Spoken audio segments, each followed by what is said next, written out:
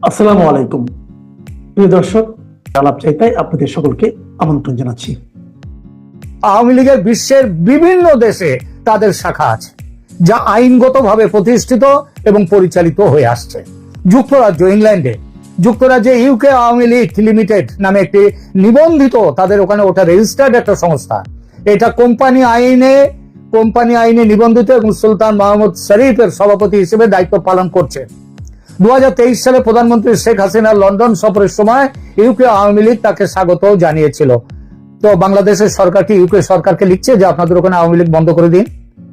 বাংলাদেশের অযোগ্য উপদেষ্টারা, তাদের অযোগ্য পররাষ্ট্র উপদেষ্টা এমন একটা কথা বলেছেন, এমন একটা প্রতিবাদ করেছেন বাংলাদেশের কাছে, যেটা যাদের অভিজ্ঞতা আছে, এরকম কোন উপদেষ্টা থাকলে, যাদের পড়াশোনা আছে, তাদের তাদের অভিজ্ঞতা আছে এবং যাদের অন্তত পৃথিবীর আইন কানুন সম্পর্কে বিন্দুমাত্র ধ্যান ধারণা আছে, তারা এই কথাটা বলতো না। এবং বলবার পরে কি হলো? নিজেদের গালে নিজেরাই চড় খেল। বাংলাদেশের পররাষ্ট্র উপদেষ্টা তৌহিদ হোসেন সাহেবের একটি কথা আমি এখানে, তিনি যা করেছেন সেটা বলবো এখানে। দিল্লি ও কলকাতায় বাংলাদেশ আওয়ামী লীগ দলটি তাদের দলীয় অফিস খুলে বাংলাদেশ বিরোধী প্রচারণা চালাচ্ছে। এই অভিযোগ তুলে বাংলাদেশ সরকার, বাংলাদেশের পররাষ্ট্র দপ্তর, তৌহিদ হোসেন সাহেব, তিনি অনুরোধ করেছেন ভারত সরকারকে এই ধরনের কাজের বিরুদ্ধে ব্যবস্থা নিতে। ভারত সরকার যথারীতি অভিযোগ অস্বীকার করেছে। কিন্তু প্রশ্ন ওঠে, আওয়ামী লীগ দল তো বাংলাদেশে নিষিদ্ধ নয়। আওয়ামী লীগ দলকে বাংলাদেশে নিষিদ্ধ? তা কিন্তু নয়, শুধু তাদের দলীয় কার্যক্রম নিষিদ্ধ করা হয়েছে। পৃথিবীর অন্য অনেক দেশে আওয়ামী লীগের অফিস আছে, সেসব দেশে আওয়ামী লীগের অফিস চলে।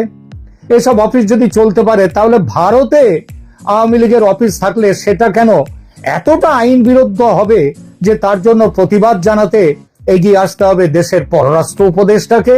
তাও তার কাছে কোনো খবর নেই যে কোন জায়গায় আছে, কি আছে, কোনো পার্টিকুলার, কোনো পরিষ্কার তার কাছে সংবাদ নেই। তিনি যেটা অভিযোগটা করেছেন সেটা বিবিসি বাংলা নামক একটি সংবাদ মাধ্যমের খবরের উপরে ভিত্তি করে। আওয়ামী লীগের অফিস প্রসঙ্গে আইনি অবস্থান ও আন্তর্জাতিক প্রেক্ষাপট, পটভূমি এবং বর্তমান পরিস্থিতি নিয়ে প্রথমে আলোচনা করব। বাংলাদেশের অন্তর্বর্তী সরকার গত 20 আগস্ট 2025 এই তারিখে একটি প্রেস বিবৃতির মাধ্যমে অভিযোগ করেছে যে ভারতের দিল্লি ও কলকাতায় আওয়ামী লীগের কার্যালয় স্থাপিত হয়েছে এবং দলটির নেতারা সেখান থেকে বাংলাদেশ বিরোধী কার্যক্রম পরিচালনা করছে। বাংলাদেশ সরকার ভারতকে এই কার্যালয়গুলো বন্ধ করার জন্য অনুরোধ জানিয়েছে। তবে ভারত সরকার, ওই যেটা আগেই বলেছি, এই অভিযোগ সম্পূর্ণভাবে অস্বীকার করেছে। ভারতের পররাষ্ট্র মন্ত্রণালয়ের মুখপাত্র রণধীর জয়সওয়াল স্পষ্ট করে বলেছেন যে আওয়ামী লীগের সদস্যরা ভারতে কোনো বাংলাদেশ বিরোধী কার্যকলাপে জড়িত আছে বা ভারতীয় আইনের পরিপন্থী কোনো কার্যকলাপে লিপ্ত আছে সে বিষয়ে ভারত সরকার অবগত নয়। আর এটা যদি ওই বাংলাদেশ সরকারের তৌহিদ হোসেন এবং তাদের পররাষ্ট্র দপ্তরের কাছে জানা ছিল যে এই বিষয়গুলো হচ্ছে, তাহলে তারা তো বলতে পারতো। তারা তা না বলে শুধু বলে দিয়েছে এই গোটা এরকম ভাবে বলে দিয়েছে, কোনো পার্টিকুলার অভিযোগের কথা বলেনি। এখন আওয়ামী লীগের বর্তমান আইনি অবস্থাটা কি? ওই যে একটু আগে বললাম, সেটা কি নিষিদ্ধ? আওয়ামী লীগ বাংলাদেশে সম্পূর্ণভাবে নিষিদ্ধ নয়, আদৌ নিষিদ্ধ নয়, কিন্তু 2025 সালের 10 মে তারিখে তাদের সকল রাজনৈতিক কার্যক্রম, আবার খেয়াল করবেন, রাজনৈতিক কার্যক্রম নিষিদ্ধ করা ঘোষণা করা হয়েছে। এই নিষেধাজ্ঞা বাংলাদেশের আন্তর্জাতিক অপরাধ ট্রাইব্যুনাল কর্তৃক দলটির নেতা ও কর্মীদের বিচার সম্পন্ন না হওয়া পর্যন্ত বলবৎ থাকবে। দল নিষিদ্ধ নয়। নিষেধাজ্ঞার ফলে আওয়ামী লীগ নির্বাচন কমিশনের নিবন্ধন হারিয়েছে এবং কারণ তারা তো কোনো কাজ করতে পারবে না এবং আগামী জাতীয় নির্বাচনে অংশগ্রহণ করতে পারবে না। কোথায় পারবে না? সেটা হচ্ছে বাংলাদেশের ভেতরে। বাংলাদেশের বাইরে কি তাদের কাজকর্মে কোনো নিষেধাজ্ঞা আছে? না। এখানে আইনি অবস্থানটা কি সেটা পরে আসছে। তবে এটা লক্ষণীয় যে দলটি বিলুপ্ত হয়নি, শুধুমাত্র তাদের কার্যক্রম স্থগিত করা হয়েছে। আন্তর্জাতিক পর্যায়ে আওয়ামী লীগের উপস্থিতি অন্যান্য দেশে কি আছে একটু দেখা যাক। দেখি অন্য কোথাও কি আছে, না শুধু ভারতেই আছে আওয়ামী লীগের অফিস? আওয়ামী লীগের বিশ্বের বিভিন্ন দেশে তাদের শাখা আছে, যা আইনগতভাবে প্রতিষ্ঠিত এবং পরিচালিত হয়ে আসছে। যুক্তরাজ্য, ইংল্যান্ডে, যুক্তরাজ্যে ইউকে আওয়ামী লীগ লিমিটেড নামে একটি নিবন্ধিত, তাদের ওখানে ওটা রেজিস্টার্ড একটা সংস্থা, এটা কোম্পানি আইনে নিবন্ধিত এবং সুলতান মাহমুদ শরীফের সভাপতি হিসেবে দায়িত্ব পালন করছে। 2023 সালে প্রধানমন্ত্রী শেখ হাসিনার লন্ডন সফরের সময় ইউকে আওয়ামী লীগ তাকে স্বাগত জানিয়েছিল। তো বাংলাদেশের সরকার কি ইউকে সরকারকে লিখছে যে আপনাদের ওখানে আওয়ামী লীগ বন্ধ করে দিন? যুক্তরাষ্ট্রের কথায় আসি। যুক্তরাষ্ট্রে ইউএসএ আওয়ামী লীগ নামে একটি সংগঠন রয়েছে, যার কোনো স্থায়ী অফিস নেই, কিন্তু সদস্যদের বাড়িতে বা তাদের ব্যবসায়িক ঠিকানা ব্যবহার করে তার কার্যক্রম পরিচালনা করা হয়, মানে কার্যক্রম পরিচালনা করা হয়, যদিও কোনো স্থায়ী অফিস নেই। এই সংস্থার বিভিন্ন রাজ্যে যুক্তরাষ্ট্রে তাদের শাখা সংগঠন আছে, শুধু ওয়াশিংটনে বা নিউ ইয়র্কে নেই, ক্যালিফোর্নিয়া আছে, Florida, Texas, new York, new jersey, এছাড়া আরো অনেক রাজ্যে আমেরিকা যুক্তরাষ্ট্রের তাদের আওয়ামী লীগের অফিস আছে। কোথায়? সেখানে কি বলেছেন? ট্রাম্প সাহেবকে বন্ধ করে দিন আওয়ামী লীগের অফিস। অস্ট্রেলিয়ার কথায় আসে। অস্ট্রেলিয়া আওয়ামী লীগ রয়েছে, যার সভাপতি ডক্টর আবুল হাসনাত মিল্টন। এই সংগঠন নিজেদের একটি সামাজিক সংস্থা হিসেবে পরিচয় দেয় এবং বাংলাদেশের ঐতিহ্য ও সংস্কৃতি সংরক্ষণের কাজ করে। বোঝা গেল? এছাড়াও আরো ইউরোপের বিভিন্ন দেশে আওয়ামী লীগের অফিস আছে। সব জায়গায় আমি যাচ্ছি না, সময় কুলোবে না। আইনি বিশ্লেষণ। আন্তর্জাতিক আইন কি বলে? আন্তর্জাতিক আইনে একটি রাজনৈতিক দলের বিদেশে অফিস থাকা বা সেই অফিসে কার্যক্রম পরিচালনা করা কোনো অবৈধ কাজ নয়, যদি না সেই দেশের, মানে যে দেশে অফিসটা আছে সেই দেশের স্থায়ী আইন যদি তারা না ভাঙে, তাহলে তাদের কোনো কাজ অবৈধ নয়।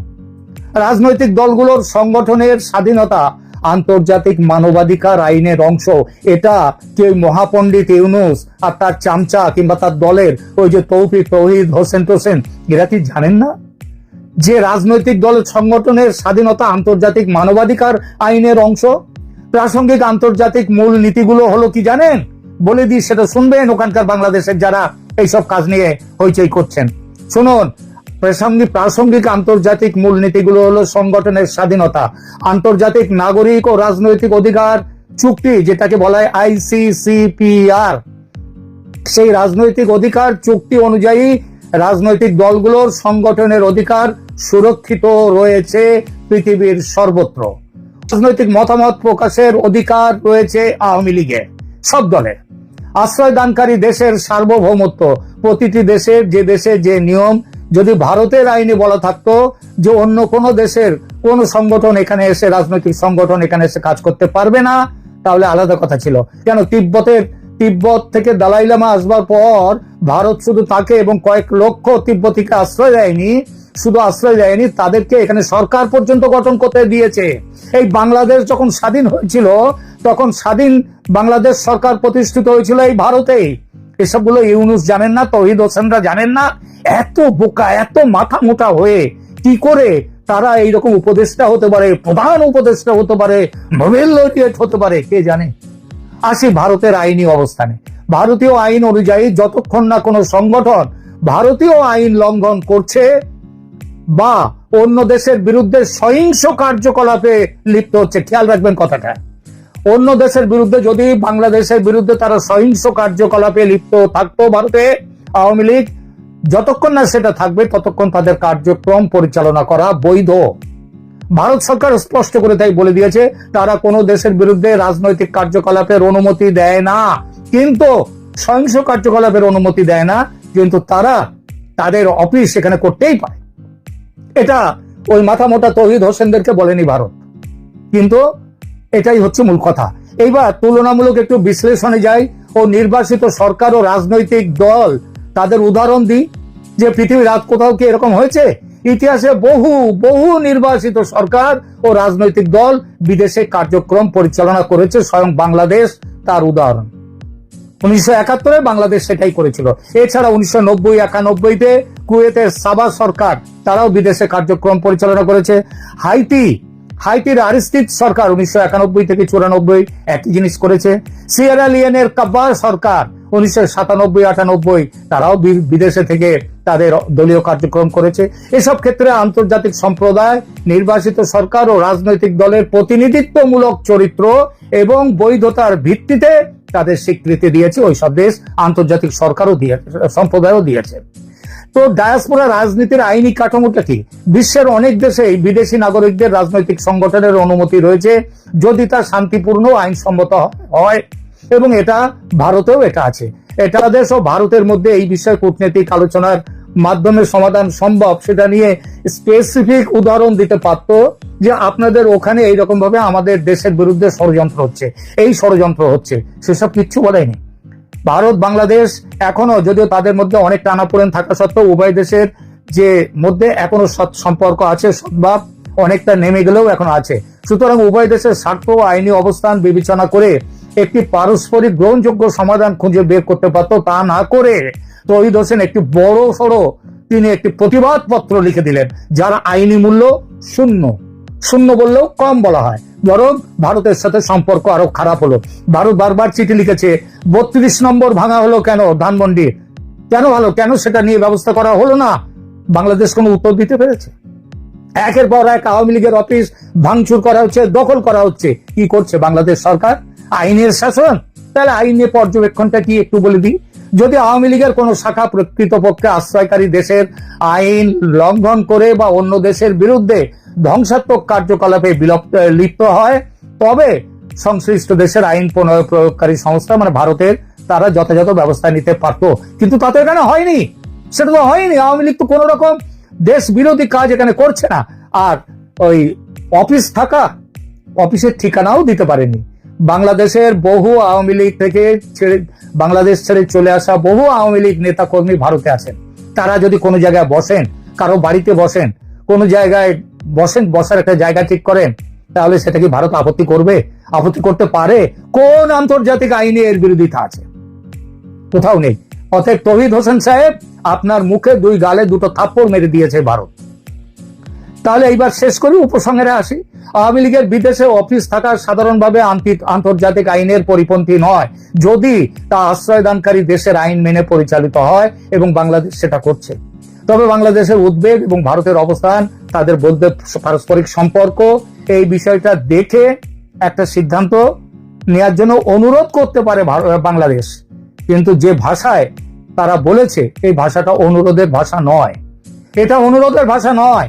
আর অনুরোধের করলেও সেটা যেটা ভারত সরকার অস্বীকৃতি জানিয়েছে, এবং আন্তর্জাতিক আইনের নীতিমালার আলোকে বলা যায় যে আওয়ামী লীগের ভারতে অফিস থাকা আইনগতভাবে বৈধ, কোনো সমস্যা নেই।